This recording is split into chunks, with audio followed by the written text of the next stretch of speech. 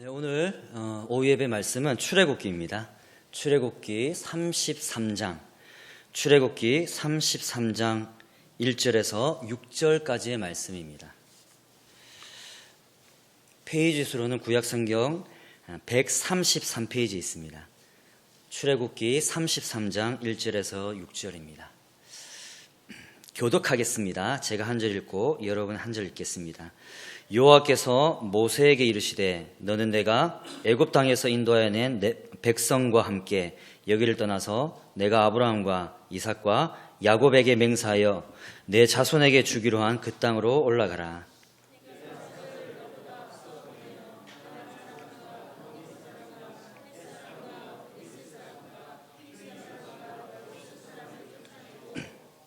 너희를 적과 꿀이 흐르는 땅에 이르게 하려니와 나는 너희와 함께 올라가지 아니하리니 너희는 목이 곧은 백성인즉 내가 길에서 너희를 진멸할까 염려함이니라 하시니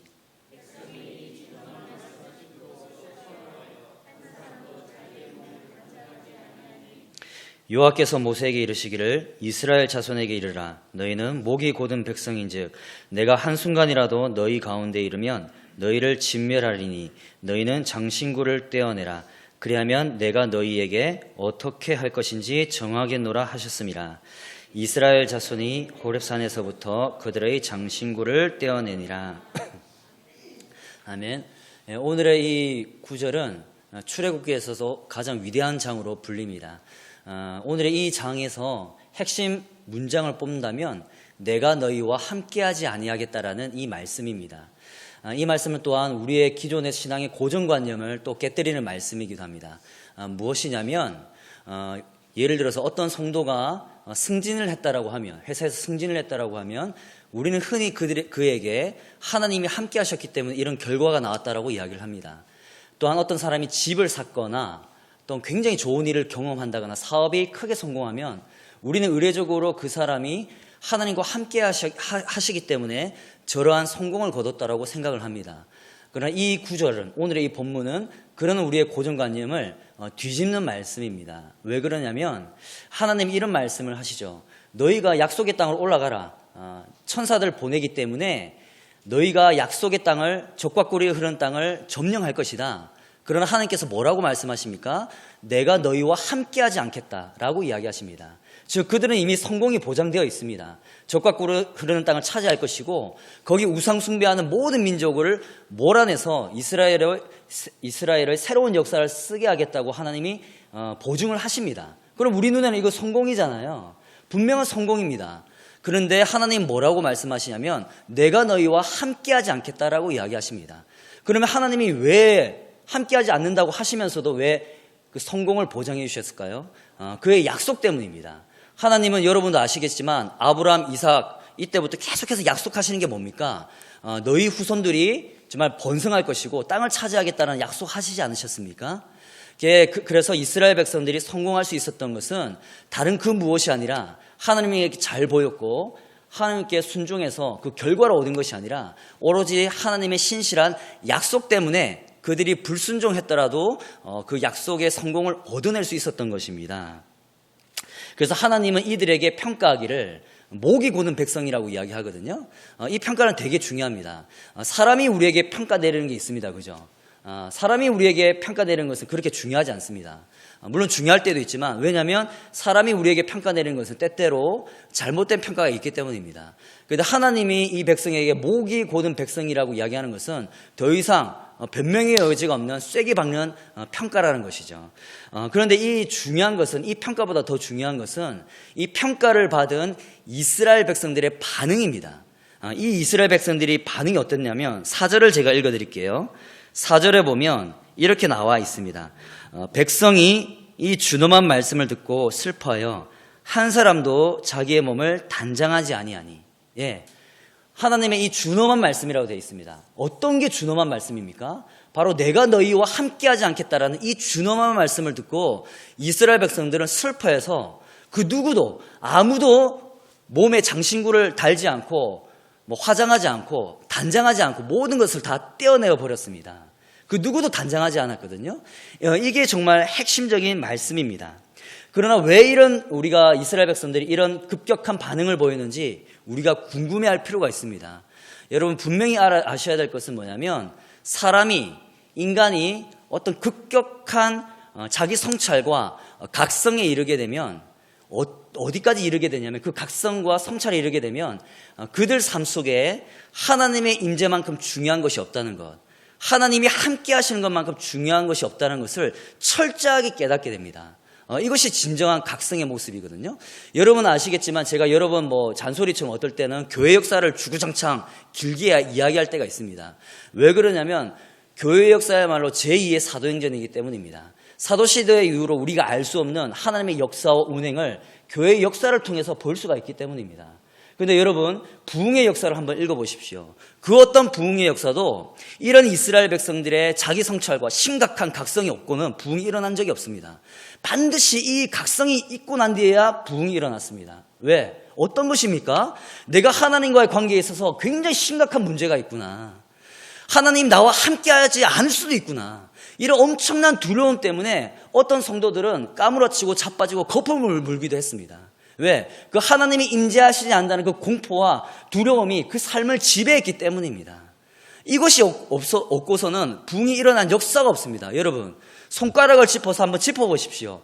16세기 부흥을 읽어보시고 17세기, 18세기, 19세기 부흥을 짚어보십시오. 어느 순간이든지 이 위대한 각성과 성찰이 없고는 부흥이 일어난 역사가 없습니다. 그렇기 때문에 오늘의 이 구절이 그토록 중요하다는 것입니다. 이 이스라엘 백성의 부르짖음은 이와 같습니다. 하나님이 함께 계시지 않는데 적과 꿀이 흐르는 땅이 무슨 소용이 있습니까? 하나님이 우리와 함께 하시지 않는데 저 약속의 땅이 무슨 소용이 있습니까? 하나님이 함께 하시지 않으면 우리는 한 발짝도 나아갈 수가 없습니다. 어찌 하나님이 없는데 우리의 그 부요와 그 성공과 그 미래가 무슨 소용이 있습니까? 라고 이스라엘 백성은 지금 그렇게 이야기하는 것과 같다는 것입니다. 자, 이 구절을 오늘날 우리 교회에게 그대로 적용해 보겠습니다. 우리는 하나님 없어도 성공할 수 있습니다. 되게 당돌한 말일 수 있겠지만 끝까지 한번 들어보십시오. 우리는 하나님 없어도 성공할 수 있습니다. 우리는 하나님 없어도 교회가 부흥할 수 있습니다. 우리가 하나님 없어도 우리 삶에서 사업이 성공하고 승진할 수 있습니다. 왜 그렇습니까? 하나님이 우리와 함께 하시기 때문에 그 열매를 거두는 것이 아니라 하나님이 우리에게 복을 주시겠다고 한 약속이 있기 때문에 우리가 성공할 수 있다는 것입니다. 그러나 우리가 중요한 것은 오늘의 이 말씀을 빗대어 보면 우리가 성공할지라도 우리 교회가 겉으로 번지를 할지라도 그 가운데 하나님이 없을 수 있다는 겁니다. 하나님의 임재가 없을 수 있다는 것입니다. 하나님이 우리와 함께하지 않고 천사를 대신 보냈기 때문에 우리가 성공할 수 있다는 것입니다. 이것은 우리에게 굉장히 충격적으로 다가와야 되는 것입니다. 이 저의 주장을 근거하는 말씀이 있습니다. 시편 106편을 보겠습니다. 시편 106편 15절입니다.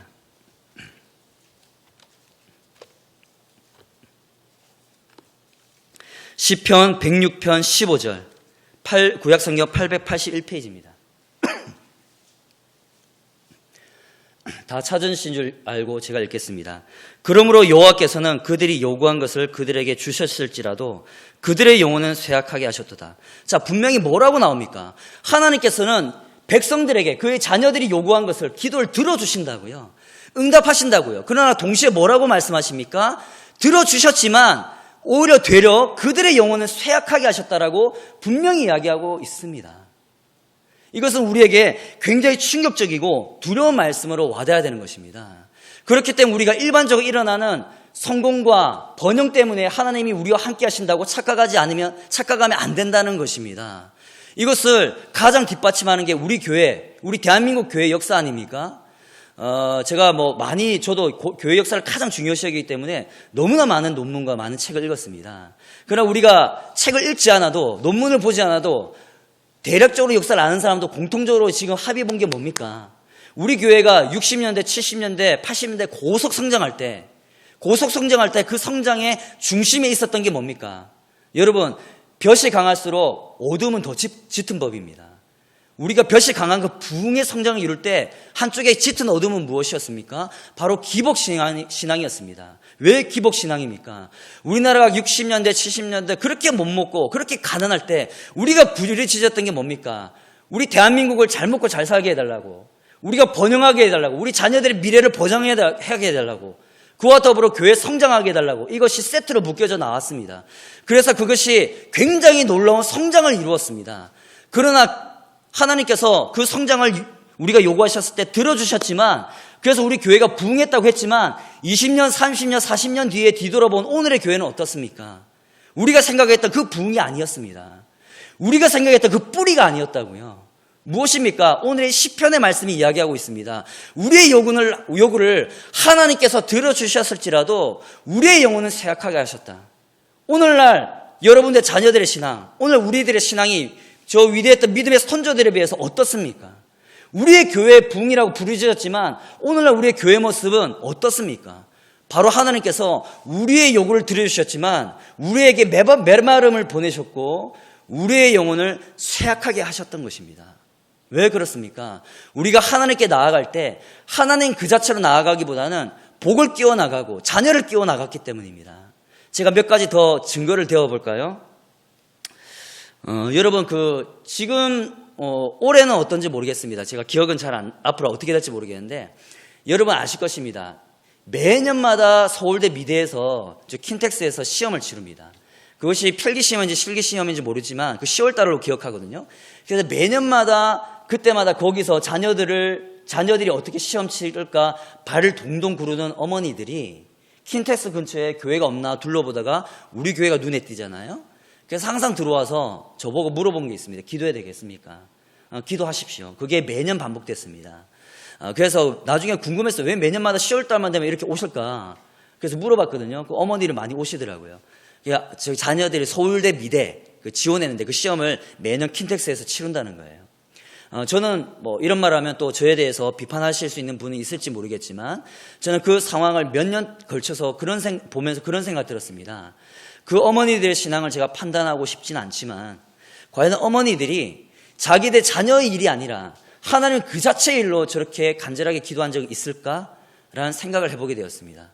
이것을 우리 교회로 적용시켜 보겠습니다. 우리 교회 다른 예배는 제가 포함시키지 않고 특히 새벽 예배와 금요 기도회를 포함시켜 보겠습니다.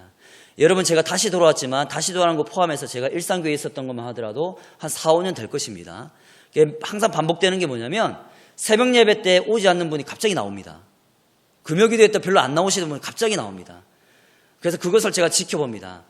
그래서 나중에 알아본 결과 갑자기 나오지 않던 분들이 갑자기 새벽 예배 나오거나 금요 기도 나올 때는 반드시 자녀 문제가 걸려 있거나 남편의 문제가 걸려 있거나 집안의 문제가 걸려 있을 때입니다. 그리고 여지없이 제 판단에 확신을 주는 그분들의 반응은 뭐냐면 그것이 끝나고 나면 집안의 문제가 기도가 끝나고 나면 여지없이 새벽 예배에서 안 보이시고 금요 기도에 안 보이십니다. 자, 이것을 옳다라고 생각하면 저는 다 말할 수 없습니다. 그러니까 저의 확신으로 이야기를 드리는 겁니다. 자, 여기서 정말 중요한 것이 뭐냐면 우리의 신앙이 항상 하나님 자체를 집중해서 하나님을 너무나 사모해서 나아가는 그것이 아니라 항상 세트로 추석 선물 세트처럼 세트로 뭔가 하나 끼어 있습니다. 그것이 뭡니까? 자녀들의 번영과 가족들의 번영과 자기 삶의 번영입니다. 여러분 입장에서는 그럴 수 있습니다. 충분히 그럴 수 있다고 쳐요. 그래 하나님의 입장에는 어떨까요? 하나님의 입장에서 누가 나에게 나온다고 칩시다. 제가 하나님이라 치면. 그러나 그 자녀가 나를 너무나 사랑해서 나를 너무나 열망해서 나오는 것이 아니라 항상 무언가 목적 때문에 나온다면 하나님의 입장은 어떨 것 같습니까? 제가 어떤 여자친구를 사귄다고 쳤을 때 그 여자친구가 저에게 뭔가 목적을 가지고 나온다면 제 입장은 어떨 것 같습니까? 이렇게 대입해보면 우리가 하나님의 마음을 좀 더 이해할 수 있을 것 같습니다. 그렇다면 가장 중요한 것은 무엇일까요? 자, 가장 중요한 것은 우리가 너무나 잘 알듯이 하나님을 사랑하고 그분의 임재를 간절하게 열망하는 것입니다. 자, 그것이 시편에 잘 나와 있습니다. 시편 42편 보겠습니다. 시편 42편.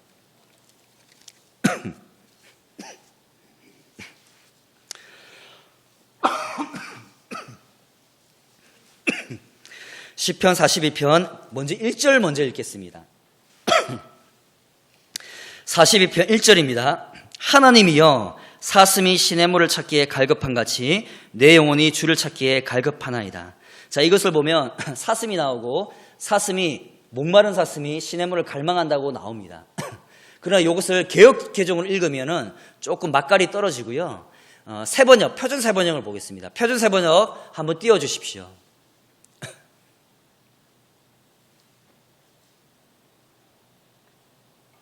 네, 이 세번역 성경입니다. 여러분 세번역 성경을 여러분 오해하실 수 있는데 세번역 성경이 우리가 읽는 개역개정보다 역사가 더 오래되었습니다. 훨씬 오래된 역사를 가지고 있는데 그런데 오늘날 교회가 왜 개역개정을 쓰냐면 세번역은 우리말로 좀 쉽게 풀었었거든요. 그러니까 그 당시 오래된 목회자분들이 하나님 말씀에 권위가 없다고 해서 개역개정을 펴낸 겁니다. 그렇기 때문에 역사적으로는 세번역 성경이 훨씬 오래되었습니다. 저는 어떤 중요한 구절을 보면 개역개정과 세번역을 동시에 같이 보거든요. 같이 보면 개역개정이 건드리지 못하는 부분을 세번역 성경이 건드릴 때가 있습니다. 이것이 굉장히 맛깔스럽게 번역되어 있는데 뭐냐면 하나님 사슴이 시냇물 바닥에서 나중에 설명해 드리겠습니다. 시냇물 바닥에서 물을 찾아 헐떡이듯이 내 영혼이 주님을 찾아 헐떡입니다. 자, 왜 이러냐고 제가 설명을 해드리겠습니다. 여러분 사슴 있죠? 사슴이 어디서 삽니까? 산에 삽니다. 그죠? 산에 사는데 사슴이 산에 살 때 사슴만 삽니까? 아닙니다. 새도 살고 뱀도 살겠죠. 그러나 사슴을 위협하는 맹수도 삽니다. 호랑이든지 표범이든지 이런 맹수가 삽니다. 그러면 표범이 호랑이가 사슴을 노릴까요? 안 노릴까요? 노립니다. 사슴이 다가올 걸 기다리다가 수풀 속에 숨었다가 확 나오면서 덮치겠죠. 그 사슴은 그것을 보면서 두려움에 냈다 뛰어갑니다. 뛰어갈 때 그냥 뛰어가나요? 그냥 뛰어가면 죽습니다. 잡힙니다. 그렇기 때문에 지그재그로 요리 갔다 저리 갔다 방향을 틀면서 계속 호랑이와 표범을 따돌립니다. 겨우 따돌렸어요. 그때 따돌렸을 때 사슴이 가장 갈망하는 게 뭡니까? 바로 물입니다. 그래서 어렵게 시냇물, 계곡물을 찾았거든요. 그런데 번역해 보십시오. 그냥 시냇물이면 시냇물이라고 했겠지만 시냇물 바닥이라고 했습니다. 왜 시냇물 바닥일까요? 어렵게 계곡물을 찾았는데 그 바닥이 가뭄으로 말라서 물이 더 이상 흐르지 않는 겁니다. 그렇지만 그래도 시냇물이 흘러갔던 자리는 있기 때문에 물은 흐르지 않지만 그 바닥에 축축한 습기는 스며들었다고요. 그렇기 때문에 그 바닥에서 사슴이 물을 찾아서 헐떡이고 있다는 것을 이 세번역 성경이 표현하고 있는 겁니다. 너무나 헐떡여서 혀를 끊임없이 낼름거리면서 바닥에 조금이라도 묻어있는 물기를 빨아들이기 위해서 헐떡이는 사슴입니다. 이 시편의 저자가 뭐라고 이야기합니까? 그 사슴이 시냇물 바닥에서 헐떡이듯이 내 영혼이 주님을 찾아 헐떡입니다 라고 이야기를 하고 있는 것입니다. 이것이 무엇을 의미합니까? 그만큼 이 저자가 하나님을 갈망하고 있다는 겁니다. 자, 2절을 보겠습니다. 2절은 개역개정을 보겠습니다. 내 영혼이 하나님 곧 살아계시는 하나님을 갈망하나니 내가 어느 때에 나가서 하나님 얼굴을 배울까라고 되어 있습니다. 자, 이것을 또 쉽게 표현하겠습니다. 제가 저를 예로 들겠습니다. 제가 여자친구가 생겼습니다. 근데 여자친구가 유럽 여행을 가고 싶다고 해서 한 달 훌쩍 유럽 여행을 떠났습니다. 그럼 제가 한 달 동안 못 보잖아요. 그럼 제 입에 무슨 이야기가 나올까요? 언제쯤이면 내 여자친구 얼굴을 배울 수 있을까라고 말하겠죠. 왜? 너무나 사랑하기 때문에. 유럽 여행 떠나서 볼 수 없잖아요. 이와 마찬가지입니다. 이 시편의 저자가 하나님과 동떨어져 있는데 하나님이 임재하시지 않는 것을 느끼고 있는데 간절한 마음으로 언제쯤이면 다시 하나님 얼굴을 배울 수 있을까? 이것을 지금 이 시편의 저자가 이야기를 하고 있다는 것입니다. 그러나 우리들은 이렇게 하지 못합니다. 왜? 하나님의 시냇물 같은 하나님의 그 놀라운 생수와 같은 말씀을 그리워하기보다는 사람의 인정을 그리워하고 사람의 인정을 더 좋아하기 때문입니다. 저 역시 예외가 아닙니다. 하나님의 기도를 더 사모하기보다는 사람의 칭찬을 더 즐거워하지 않습니까? 그래서 어떤 칭찬인지 우리가 물어볼 때가 있습니다. 우리가 어떻게 평가받는지 궁금할 때가 있다는 것이죠. 그러나 혹시라도 칭찬을 받으면 기분이 좋지만 혹시라도 나를 칭찬하지 않고 나를 낮게 평가하는 사람을 만나면 우리 마음속에 미움과 분노가 치밀어 오릅니다. 그래서 우리는 그리스도인이기 때문에 노골적으로 그 사람을, 나를 저평가하는 사람을 욕하진 않지만 은근히 험담을 흘립니다. 그래서 나를 전평가하는 사람을 다른 사람이 높게 평가하면 그것이 미워서 은근히 그 사람에 대해 험담을 흘립니다. 왜? 나를 저평가했기 때문에. 왜 그렇습니까? 내가 하나님의 인정보다 사람의 인정을 목말라 하기 때문에 그렇다는 것입니다. 그러나 이 위대한 또 다른 시편의 저자는 그런 우리들에게 하나님의 말씀이 얼마나 중요한 것인지 깨닫게 해줍니다. 말씀으로는 마지막 말씀인데요. 시편 119편 보겠습니다. 시편 119편 83절입니다. 시편 119편 83절 893장입니다. 페이지 수로는 893쪽인데요. 다 찾으셨나요? 119편 83절입니다. 내가 연기 속의 가죽부대 같이 되었으나 주의 율례들을 잊지 아니하나이다. 자, 연기 속의 가죽부대라고 되어 있습니다. 왜 연기 속일까요? 연기가 어떨 때 피어오릅니까? 불을 피우면 피어오르는 게 연기잖아요. 장작더미에 불을 피우면 연기가 피어오릅니다. 그래서 연기 속에서 가죽부대 됐다는 것은 불 속에서 가죽부대를 댔는데 그 가죽부대가 오그라들어서 더 이상 쓸모가 없어짐을 이야기를 하는 것입니다. 여러분, 가죽을 당장 횃불에 지져보십시오. 그러면 가죽이 오그라들어서 더 이상 쓸 수가 없습니다. 그 당시 이스라엘 백성들은 가죽부대를 만들어서 그 안에 포도주를 담았거든요. 이스라엘 백성들이 포도주 얼마나 중요시 여긴지 아시죠? 그런데 그 가죽부대가 불에 오그라들면 가죽부대를 쓸 수 있습니까? 없습니다.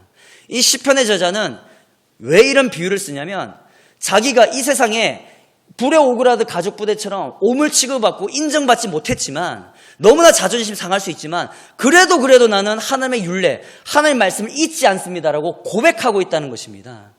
우리는 어떻습니까? 우리 사람에게 인정받지 못하면 하나님의 말씀을 잊어버립니다. 분노에 찹니다. 그게 우리의 모습입니다.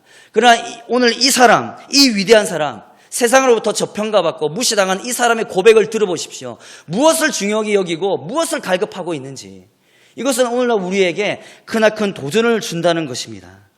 여러분, 웨스트민스터 신앙고백이라고 있습니다. 우리 그리스도교회는 신앙고백을 중시 여기지 않지만, 그래서 중시 여기지 않아서 익숙하지 않은 분들이 있지만 역사상 신앙고백 중에 가장 위대한 신앙고백이라고 평가받습니다. 그 웨스트민스터 신앙고백에 소요리문답이 있는데 그 소요리문답 제1번에 이런 질문이 있습니다. 사람의 제1되는 목적은 무엇입니까? 그것에 대한 답변은 이것입니다. 사람의 제1되는 목적은 하나님을 영화롭게 하는 것과 하나님을 영원토록 즐거워하는 것이다. 자, 이 소요리문답의 핵심을 이해하시겠습니까? 여기에 사람이 끼어들 자리가 없습니다. 우리의 영광이 끼어들 자리가 없습니다. 오로지 하나님을 영화롭게 하는 것과 하나님을 영원토록 즐거워하는 것이다. 이것이 우리 인생의 핵심 중에 핵심이 되어야 된다는 것입니다. 여러분, 질문을 던져보겠습니다.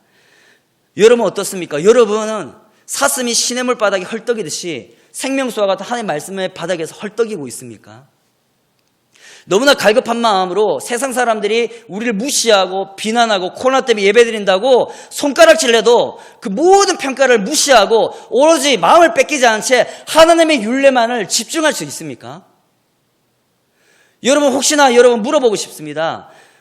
여러분 직장 속에서 주변 주민들 속에서 예배드리는 것 때문에 여러분의 평가가 깎일까봐, 사람들이 손가락질 할까봐 그것을 더 두려워하고 있지는 않습니까?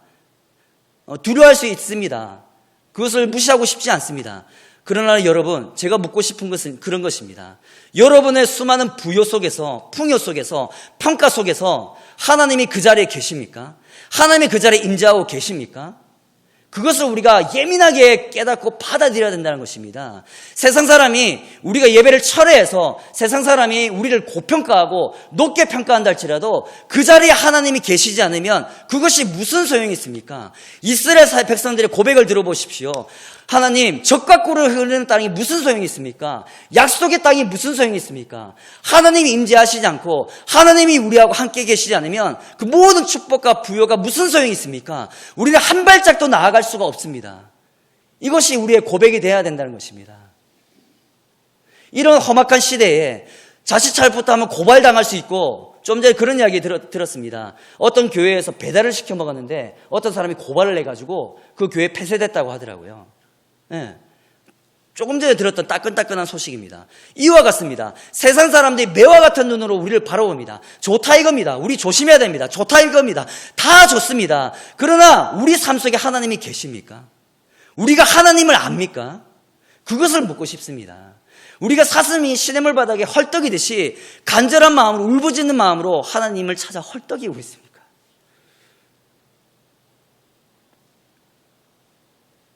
그것을 여러분에게 묻고 싶습니다.